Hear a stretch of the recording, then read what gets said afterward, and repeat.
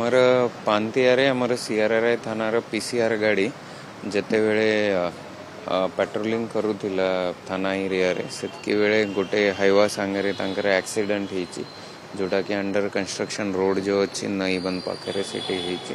से भितर अनफॉर्चुनेटली दीटा गाड़ी भी टॉपल हो गला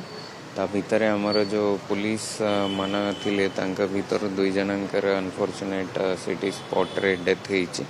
जने ओएपीएफ आमर लोकनाथ सबर आउ जने होमगार्ड आमर जगन्नाथ महाली आउ जने आहत होती अंडर ट्रीटमेंट अच्छा कंडीशन स्टेबल अच्छी जो हाइवा गाड़ी अच्छी ड्राइवर को भी हमें अप्रिहेंड कराई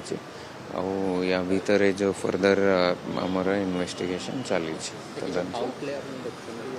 सेमती लागू नहीं जेहेतु एटा गोटे जगार आम स्पॉट जिते विजिट कराला देखा गला कि एटा गोटे एक्सीडेंट ही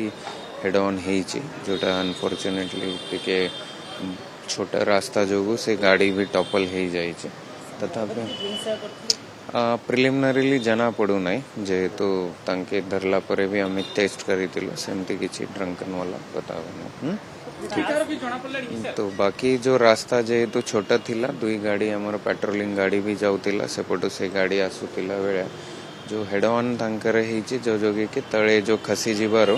टिके खाई बेला जगह थिला 7-8 फीट तो 2-3 थरे तार टॉपलिंग हेची।